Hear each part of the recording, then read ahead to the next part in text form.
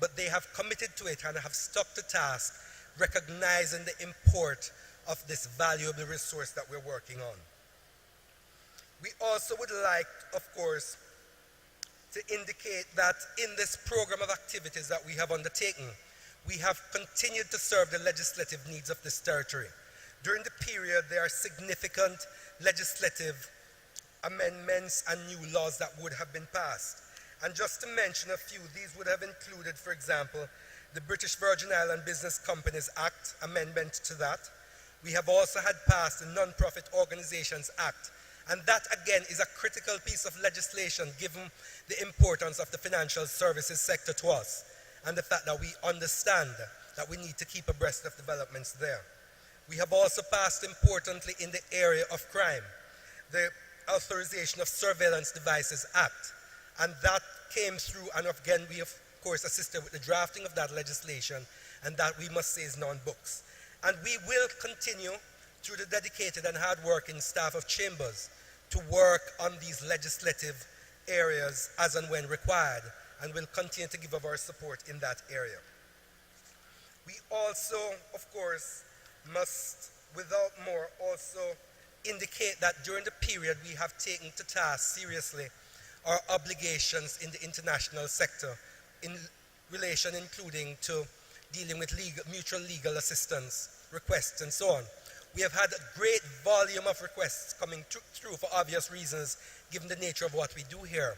And we must say that persons have consistently worked hard in keeping this timeline and ensuring that things are done as best we can, with support from all throughout when we ask of it. We can never get anywhere certainly in this jurisdiction without continuing dialogue between the public and private bar. And this is something which has happened, maybe not as well as it should have in certain instances, and that is not by way of negative comment really. It is simply a recognition that it's a work in progress, and we all have to continue to work towards continuing a process, recognizing always that ultimately the good health of the jurisdiction is what's at stake. And ultimately, we understand that we must ensure that there's a system of justice and legal system generally in place that inures to the good of the people who we are obliged to serve and to serve well. I want to take this opportunity, knowing full well that time is of the essence always, and being reminded of the guest speaker who spoke too long. And the person thanking him then invited him to come again when he had much less to say. And I shall not on this occasion allow that to happen to me. But it would be remiss of me not to thank the members of Chambers, both our administrative and our legal staff, who have worked hard very often beyond the call of duty to ensure that we carry out our obligations well, and to ensure that we support each other to the best way we can. Again, I thank them, and I thank the court, and thank all the persons related to the court, the registry staff, all the other persons around, the police officers, and all the other persons who will be better thanked by Madam Justice Vicky Ellis when she does her vote of thanks. I'm sure she'd better do the job there. But again, I want to thank you all for being here. I want to extend to the court our warm thanks for your taking the opportunity to, in this session, have two separate courts established to deal with the great volume of matters that have been there. We are well aware, acutely aware, that it is a great sacrifice and a lot of hard work that has to go into what you do. And we understand that it is always a labor of love that you take to this jurisdiction. We thank you for it, and on behalf of the bar locally, and on behalf certainly of the government and people of the Virgin Islands, if I may be so able to say, we thank you again for your service, and we trust that this law term will be one in which we will work cooperatively as we always have done, seeking always to lift the bar, and at the end of it we will all say it was a term well spent. Thank you very much. Thank you, Mr. Attorney. If we can now hear from Dr. Archibald, Queen's Counsel.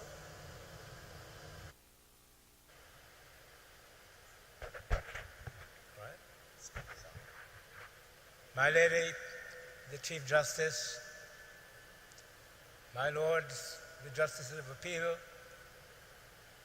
Supreme Court judges, High Court judges on the bench. When I left home this morning, I told my wife, who is the Deputy Governor of the Virgin Islands, how relieved I was that I didn't have to say anything today. However, when I entered this building, I got a program with my name mentioned to make an address. So I said to my learned friends, Mr. Ferrara, Queen's Counsel, and Ms. Dancy Penn, QC, just here I said, well, never mind.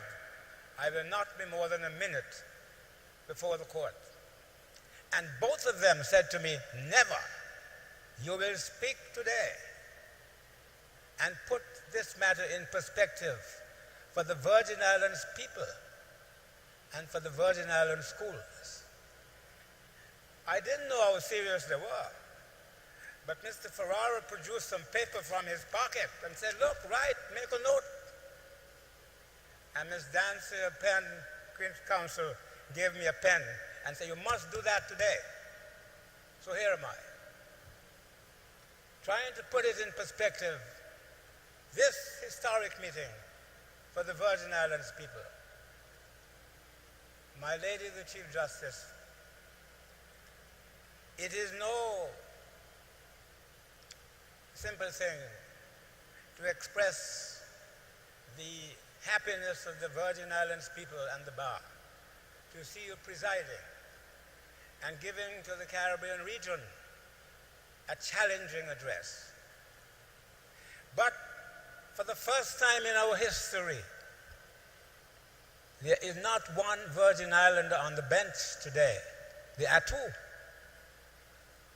Two Virgin Islander judges by birth, because the learned acting Justice of the Court of Appeal, Miss E. Ann Henry, is a Virgin Islander by birth, and we congratulate her for appearing on this Court of Appeal today.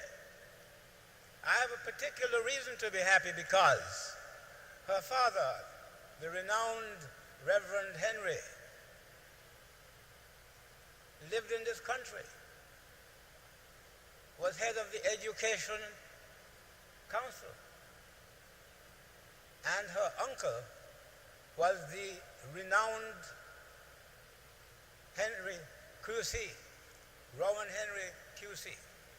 So we welcome her back to her native country, where she served in the legal department here. And for the first time in history, there are two judges of Virgin Islands birth on the bench at the same time. This is important for our schools to know. And my lady, may I say to you today that there are 4 schools present here today. One is your school. Well, you have 2 schools, it looks like.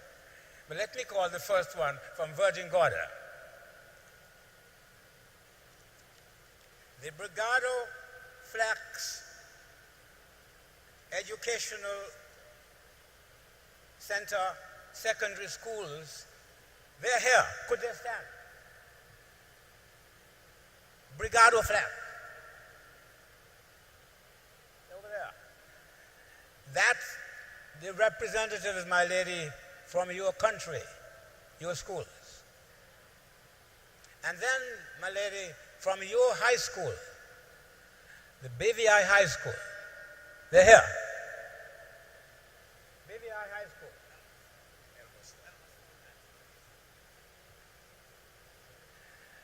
But they're not only your school, my lady. They are also, that school became the Elmo Stout School today. But prior to that, it was the Virgin Islands Secondary School, your school, from which emerged our Premier, our Speaker, the Deputy Governor, the Ministers of Government, Mr. Skelton and his wife here, and so many here. The Leader of the Opposition was a teacher at many of these schools. And then you have a number of school leavers from those schools. Minister Andrew Foy, former minister Mr. Andrew Foy, former minister Julian Fraser, former minister Alvin Christopher, former minister Honorable Dolores Christopher. I mention these because I have to put it in historic perspective. They are here, not because they want to spend the day here, but they have come because today is a historic day in the Virgin Islands, in this context. It is remarkable to find almost a cabinet meeting here in your house today, my lady, because the governor is here with his wife, and Justice Bannister's wife is sitting almost in the cabinet today. It's a wonderful meeting, historic, and I trust the photographers will do this meeting justice.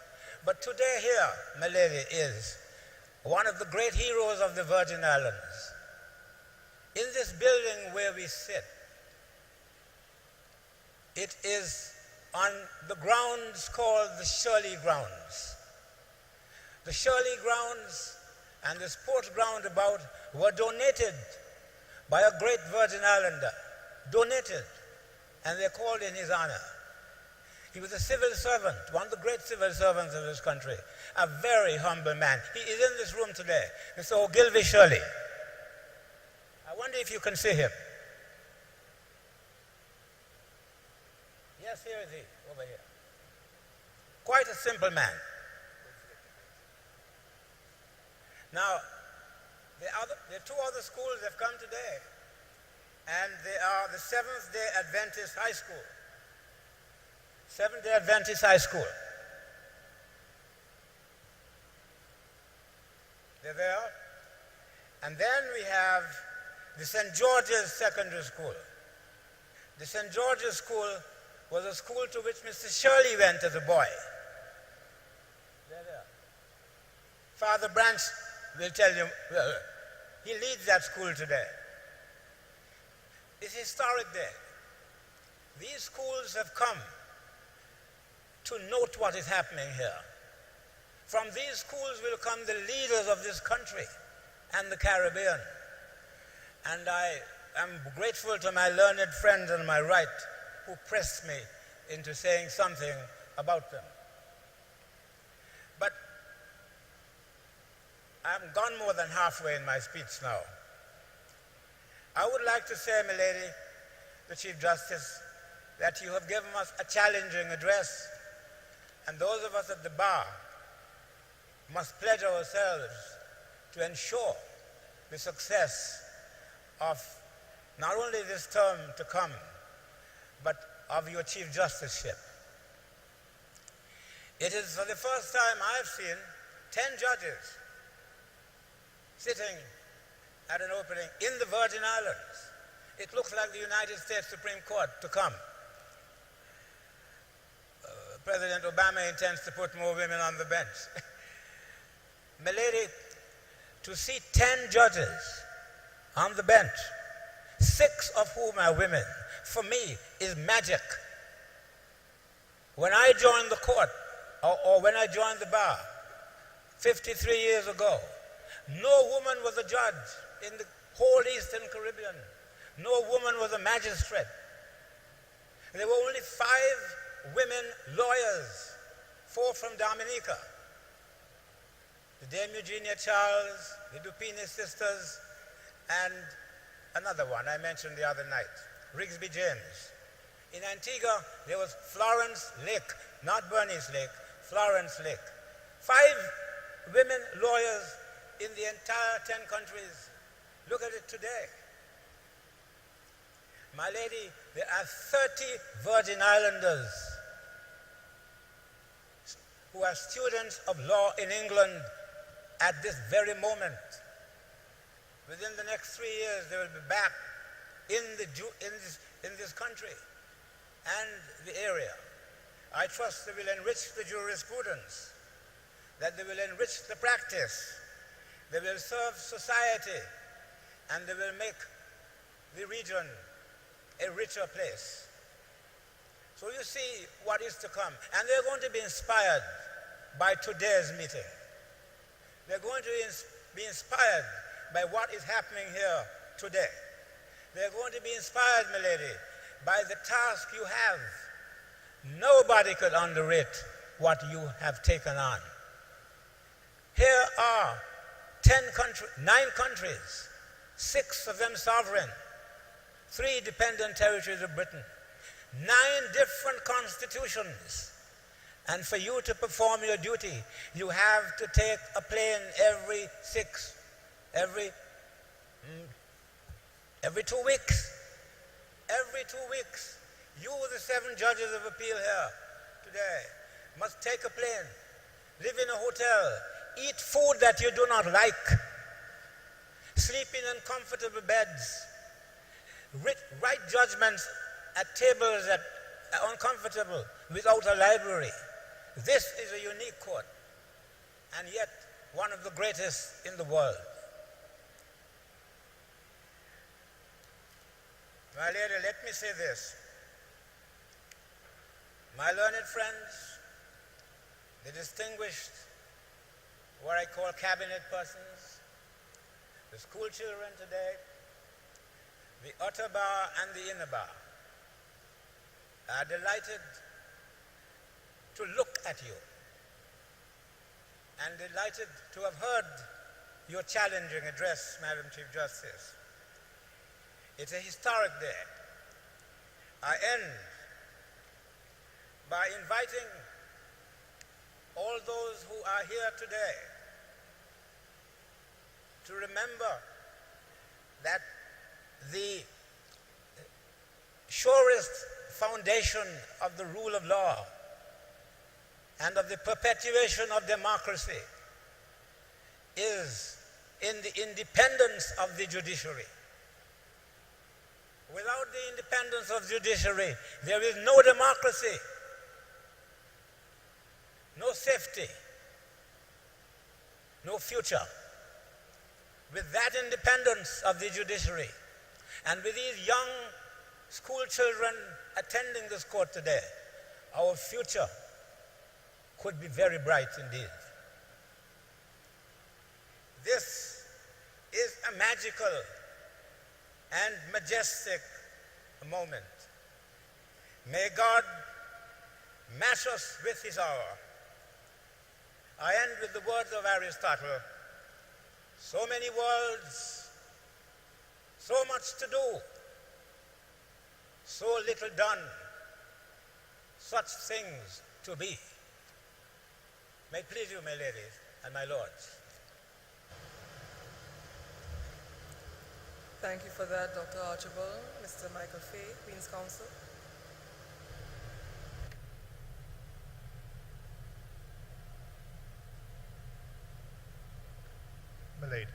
My lady, may I adopt the protocol which has been already established?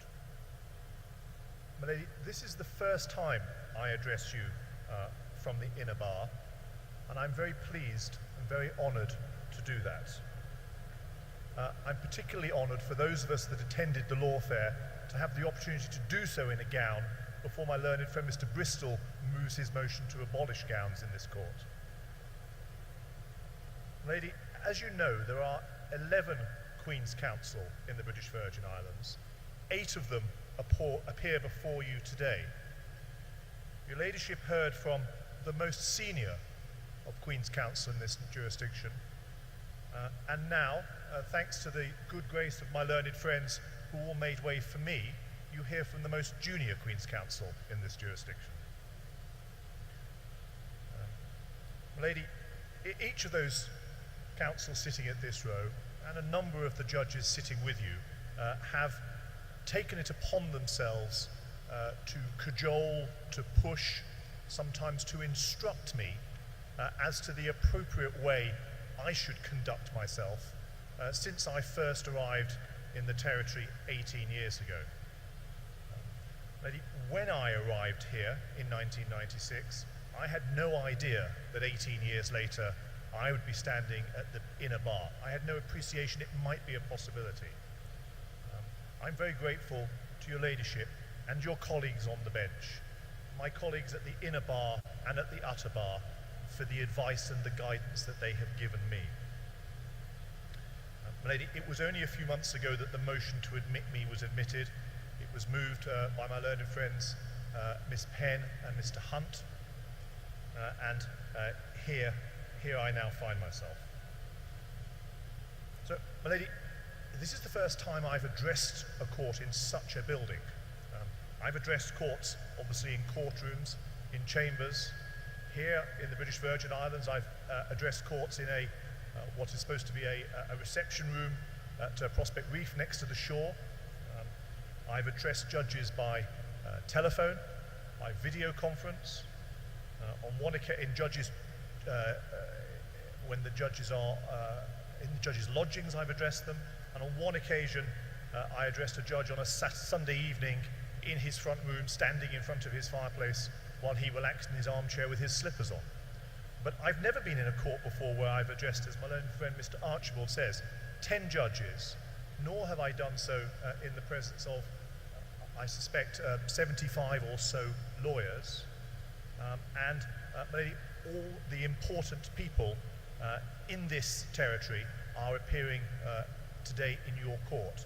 And lady, the reason they're here is because we're very proud of what you have achieved, both in becoming the first first Chief Justice from this territory, but also what you've achieved in the year that you've held that position.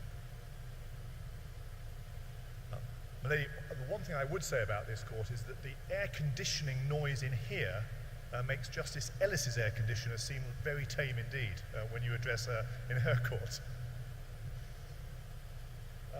My lady, there have been a number of changes in legal life in the British Virgin Islands in the last few years. We have two new High Court judges. Justice Ellis has been here for a little longer. Justice Beyer has recently joined us. We have a new senior magistrate, Miss Richards. Your ladyship probably knows that the previous senior magistrate, Miss Valerie Stevens, has joined the bar and is now practicing at the bar.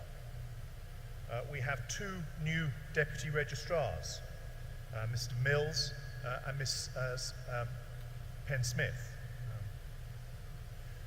We have a new president of the Bar Association. My lady, the only fixtures, if I could use that word, the only fixtures that are left are the learned registrar and the learned commercial court judge, who still hold their positions.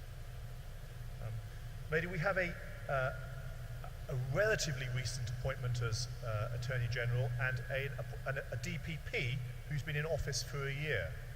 And lady, may I just say a word about both those gentlemen? Both those gentlemen have laid out publicly what they intend to achieve in the time that they are in office.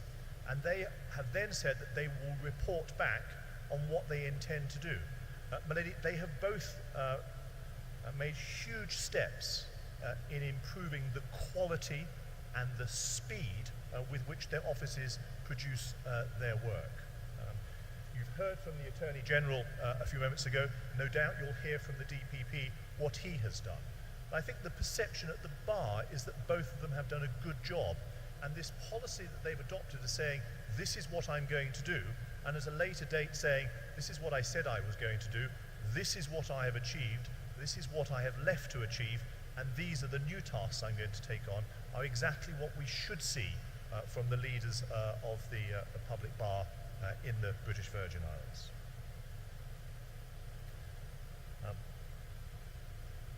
My lady, there are an ever-increasing number of lawyers in this jurisdiction. You see a number of them here before you. There are, of course, as you know, a lot more, both contentious and non-contentious practices. My lady, we have the hope and perhaps even the expectation that we will have a new Arbitration Act and that we will try to start increasing the amount of arbitration that will take place in this jurisdiction. my anticipation in the first instance is that the arbitration centre is going to serve, certainly in the first instance, the needs of the local community before it starts to serve the needs of the financial community. I think for the local community, the arbitration centre will be a welcome, efficient way to resolve the disputes which arise in the island. Lady, the government has recently established a new marketing office in Hong Kong. That is something we expect to have a good influence on the amount of work that's coming into the jurisdiction. Lady, there are challenging times ahead. That is clearly the case. But I would report to you that all is well at the BVI Bar. It's in good health. It's happy with its judiciary, it's happy with its lot, and it is looking forward to the new term with a degree of excitement. May it please you, Your Ladyship.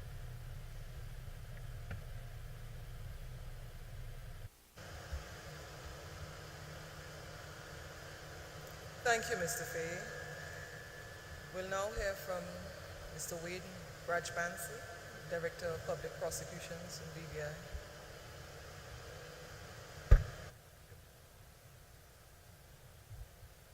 His Excellency the Governor, Honorable Madam Chief Justice, my lords and my ladies, permit me firstly to adopt the protocol already established.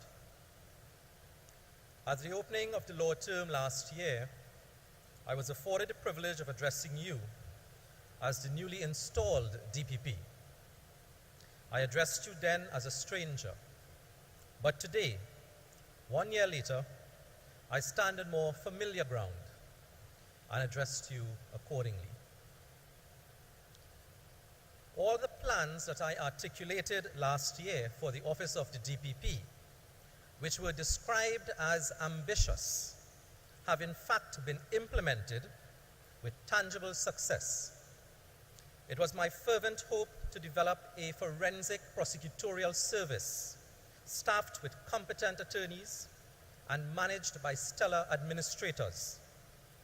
Today, I am proud to say that we have made considerable progress in achieving this, and that the office of the DPP has risen in esteem in the eyes of the public, the bar, and the bench.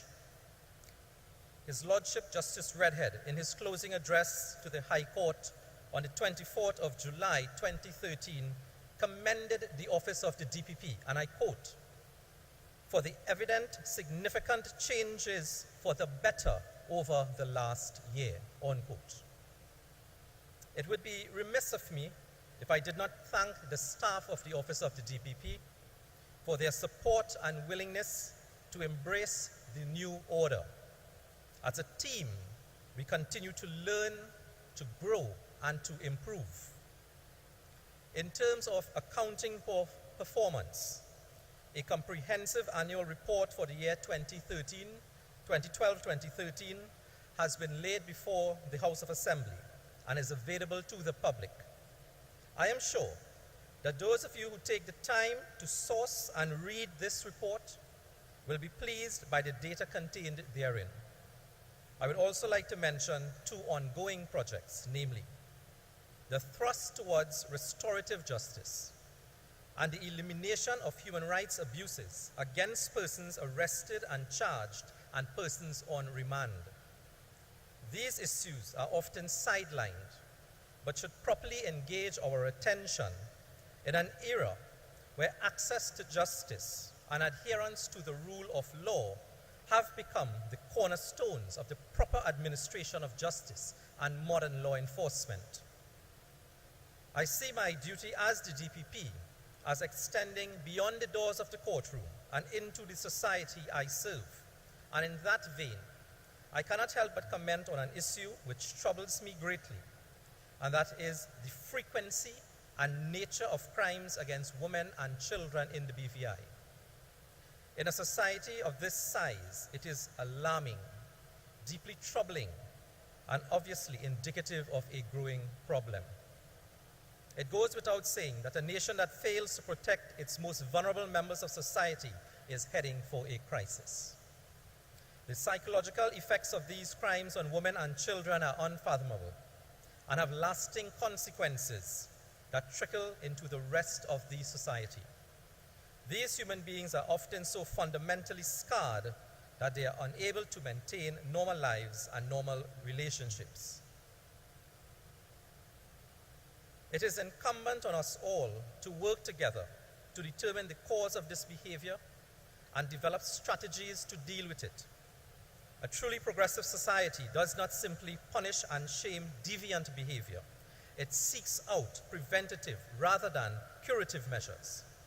The office of the DPP is the second to last stop on a train that started its journey in a home, in a school, in this territory. Regardless of the outcome of the person, the accused of the crime, the victim, their families, and their friends are traumatized to varying degrees. The Office of the DPP is committing itself and its resources to working with all the relevant stakeholders in the BVI to alleviate the cause and effects of this plague in a meaningful way. I pledge to the people of the BVI that I, as your Director of Public Prosecutions, and all members of my staff, several of whom are present and sitting at the bar with me this morning,